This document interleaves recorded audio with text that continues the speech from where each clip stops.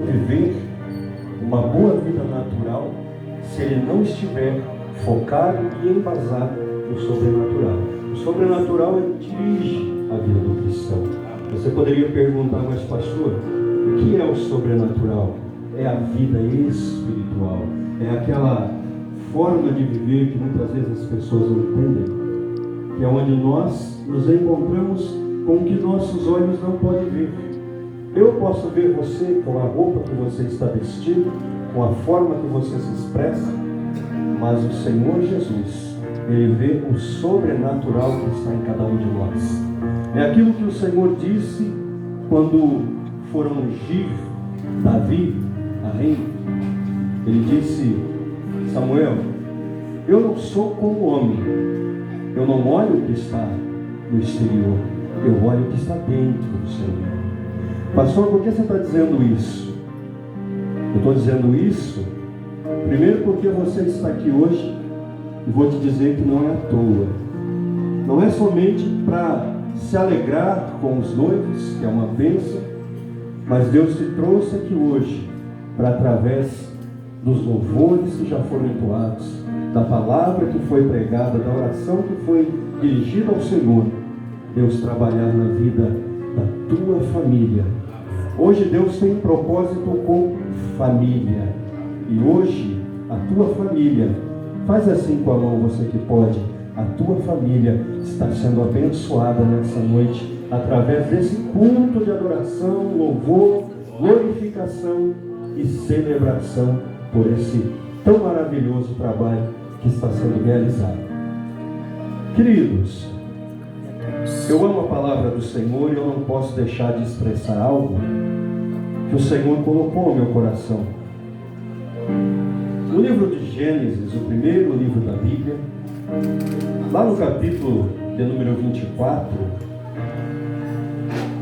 a partir do versículo 14, diz a palavra do Senhor. Gênesis, capítulo 24, a partir do versículo 14, que eu li e alguns acompanharam.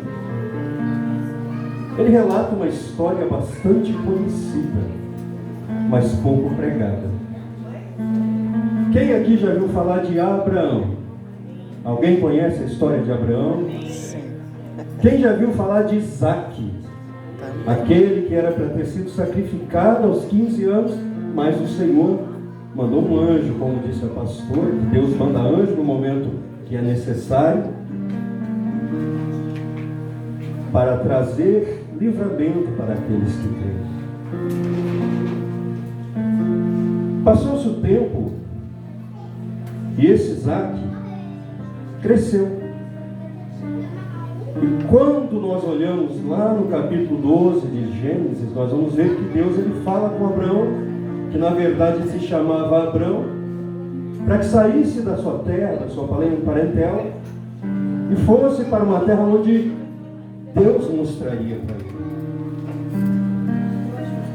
Eu disse que o propósito de Deus hoje é família. E quando nós olhamos para a história de Abraão, ou de Abraão, não tem como, vamos dizer, desassociar Abraão das famílias.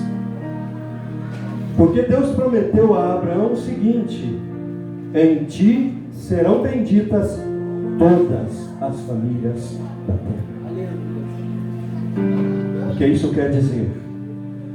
Antes que você nascesse, antes que a sua família se formasse, já repousava sobre você a bênção de Deus através de Abraão. Então nessa noite eu quero até profetizar sobre todas as famílias que aqui estão. Se houver alguma maldição hereditária, se houver algum tipo de laço, vai cair por terra no nome do Senhor Jesus neste momento. Enquanto a banda que adorava, posso chamar vocês de banda, havia uma esfera do Espírito de Deus tomando esse lugar. E eu fiquei aqui falando com o Espírito Santo: Senhor, eu vejo a fumaça aqui do gelo seco, que eu acho muito interessante, tomando esse lugar, e o Espírito Santo me fez contemplar algo maior. Além da fumaça do gelo seco, o Espírito Santo fazia eu contemplar a unção dele que pairava sobre cada um de vocês, de nós que aqui estamos nessa noite. A banda atraiu a presença de Deus com louvor. E nós agora estamos adorando a Deus através da sua palavra. Deus vai falar conosco. Chegou o tempo de casar-se de Isaac.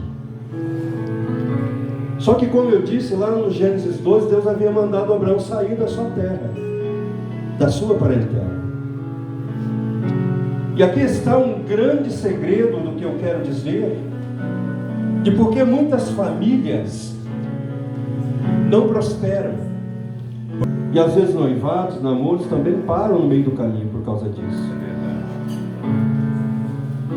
Quando Abraão percebeu que Isaac precisava de uma esposa, ele chamou o seu servo de muitos anos, chamado Eliezer, ou Eliezer, dependendo da versão.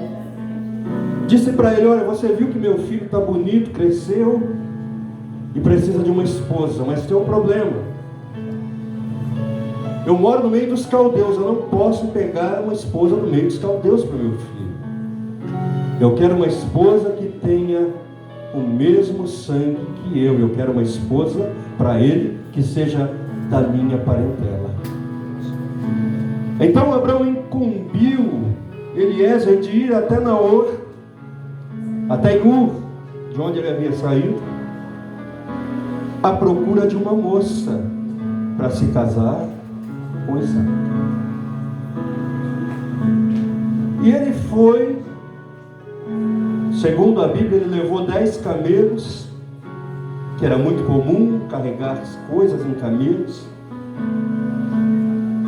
e em cada camelo colocou um presente para entregar àquela que seria a noiva do filho do seu Senhor. Mas é interessante que no meio do caminho ele para, próximo da cidade de Naor, e ele faz uma oração a Deus, que é exatamente esses versículos que nós lemos. Ele faz uma prova com o Senhor ali. E ele pede para o Senhor o seguinte: olha, Senhor, aquela moça ou aquela mulher a quem eu pedir que baixe o seu cântaro para me dar água, e ela me der água, e ainda além de me dar água, ela der água para todos os meus 10 camelos, eu vou entender que esta é a mulher que o Senhor preparou para o filho de Abraão. E o texto mostra, se nós continuarmos a leitura, que foi exatamente isso que aconteceu. Que quando ele vê uma moça mais bonita de todas as moças que estavam vindo para ali, para aquela fonte, e tiraram água, eles estavam retornando para seus lares, ele vê uma jovem chamada Rebeca, e ele se direciona até ela e pede água, e ela lhe dá água, e também dá água aos seus caminhos. Até aí tudo bem, porque ela passou nas 2 primeiras provas, mas precisava na terceira prova saber de que linhagem e que povo ela era. Amém. E quando ele descobre que ela era parente de sangue de Abraão, eu tenho certeza que ele adorou o nome do Senhor, porque ela foi aprovada como aquela que seria a noiva de Isaac.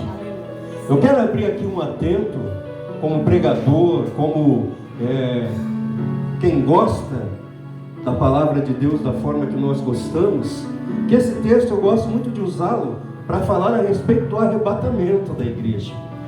Mas hoje o Espírito Santo me conduziu a esse texto para falar a respeito da união do homem e da mulher. Porque eu disse que muitas vezes há casamentos que não prosperam.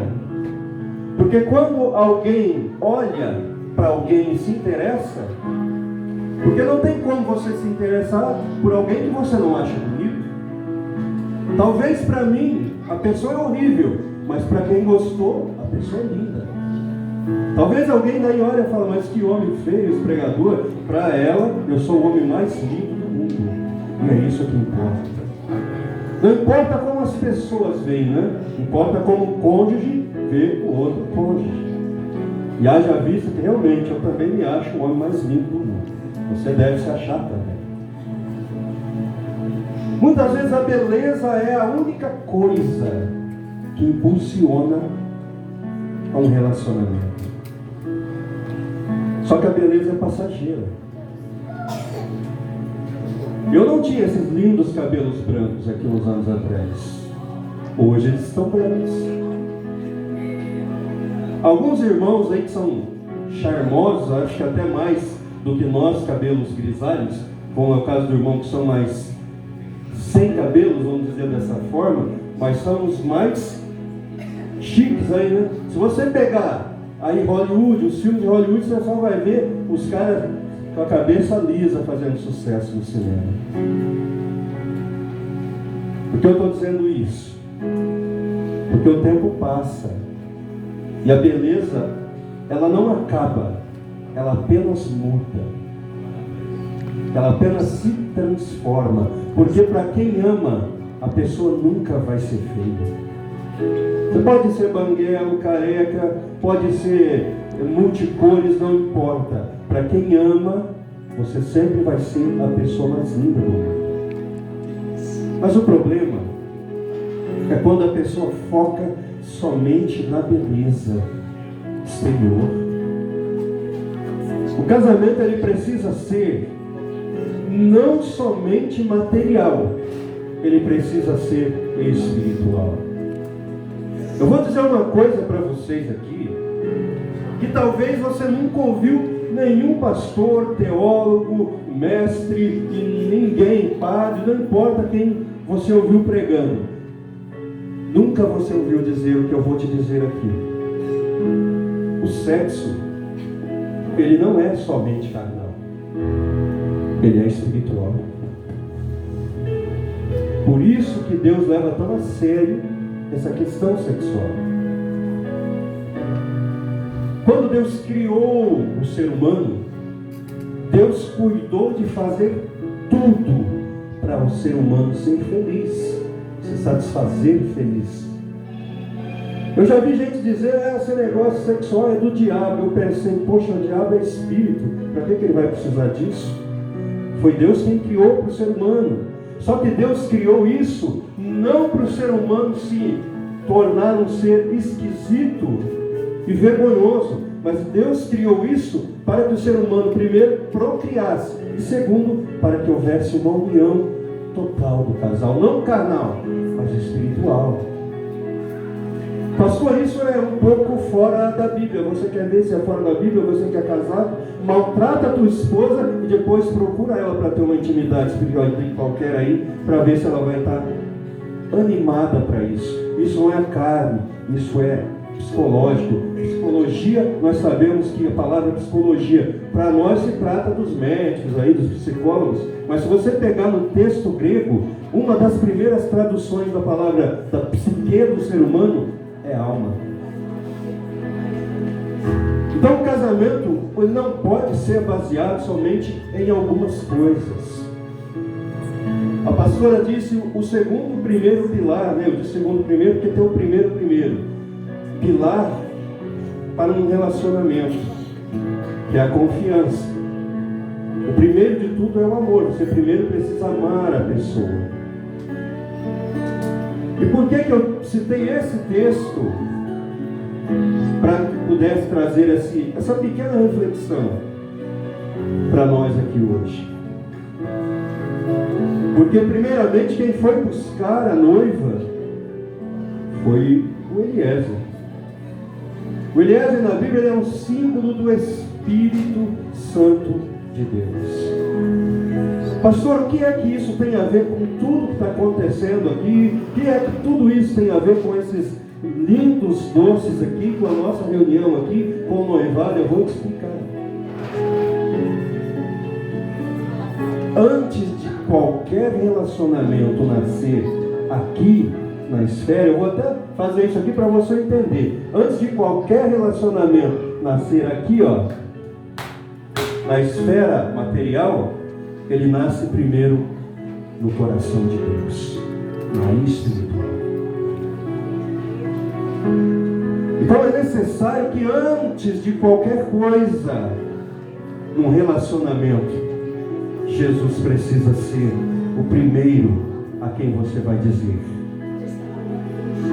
Quando eu conheci a minha esposa, que hoje eu tenho a honra de dizer minha esposa, antes de conhecê-la, eu orei, pastores e meus queridos e amados que me ouvem, e eu desenhei ela em oração. Você vê, olhar para ela assim, ó, foi o que eu falei para Jesus que eu queria. Foi um desenho perfeito. E ainda eu estabeleci uma coisa: eu quero uma pastora solteira. Isso não existe, né? Pastora sem esposa, mas eu quero uma. E mais, eu não quero daqui do estado de São Paulo. Eu quero uma que tenha outro tipo de região em seu nascimento. Aí descobri que ela era baiana. Só não é arretada porque é daqui do estado de São Paulo, mas é baiana, cheia do Espírito Santo de Deus. Pastor, o que isso tem a ver com a nossa vida? Tudo. Nós estamos aqui celebrando um noivado, um ato lindo. Mas aqui pode ter alguém que esteja querendo também uma bênção assim. Peça para Jesus, Ele vai te dar. Ah, pastor, meu casamento está tão ruim que eu estou querendo contratar um advogado para me divorciar. Peça para Jesus entrar no teu casamento. Eu vou dizer uma coisa aqui, não se escandalizem, por favor. Se não existisse divórcio, não existia segundo casamento. Se Deus fosse contra, isso não existiria. Existe separação porque às vezes a situação é irremediável, não há o que fazer. E você não vai ficar sofrendo a vida toda porque alguém diz que você não pode casar de novo. Mas tente o quanto der recuperar aquilo que você acha que foi perdido no seu relacionamento. Mas quando você vê que não dá mais, saiba que Jesus tem bênção maior na tua vida. Jesus não vai virar as costas para você. Na verdade, Jesus te abraça todo dia. Todo dia. Não importa o que você faça. Todo dia Jesus está assim, ó, braços abertos para dizer para você: você errou ali, mas eu te abençoo aqui. Você pode cair ali, mas eu vou te levantar aqui. Tem um adágio popular que diz que o cair é do homem e o levantar é de Deus. Na Bíblia isso não existe, mas na Bíblia está escrito o seguinte: que 7 vezes cairá o homem, mas em todas elas o Senhor Deus o colocará de pé. Então praticamente pode dizer que o cair é do homem e o levantar é de Deus. Então eu quero que você fique com essa palavra, que, acredito eu, tem muito a ver com essa nossa celebração maravilhosa aqui. E eu quero que nessa noite o Espírito Santo de Deus, Ele trabalhe no teu coração de uma forma diferente. Se você perguntar para mim, o Espírito Santo trabalha em pessoas especiais? Eu vou dizer que sim. Só que eu vou te contar um segredo. Todos nós aqui dentro hoje somos especiais. Não importa a sua idade, não importa a religião que você é, se você que está aqui não for evangélico, o Espírito Santo quer trabalhar em você. Ele está aqui hoje, incrivelmente visível para mim, Ele está aqui nessa noite. E eu posso sentir o trabalhar dele aqui hoje. Se você falar para mim, mas Jesus trabalha em festa, o primeiro milagre de Jesus foi numa festa. Deus tem vinho novo para a tua vida hoje. Deus tem muito mais para te dar do que Satanás tem para tentar tirar. A glória é do Senhor nosso Deus. Então nessa noite, seja uma Rebeca, mulher. Procure ser aquela que é aprovada para se casar com Isaac. E você, homem como eu, seja um Isaac. O que é que o Isaac faz? Ele confia, como disse a pastora, ele ama, ele protege e mais do que isso. Quando a esposa chega, ele abraça e não abre mão por nada. Então nessa noite, o Espírito de Deus possa não somente desenhar a tua história, mas que tudo seja concretizado na tua vida, em nome de Jesus. Diga comigo assim, ó, em nome de Jesus. Maravilha.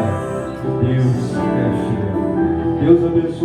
Deus abençoe meu querido e amado casal. Bênçãos virão.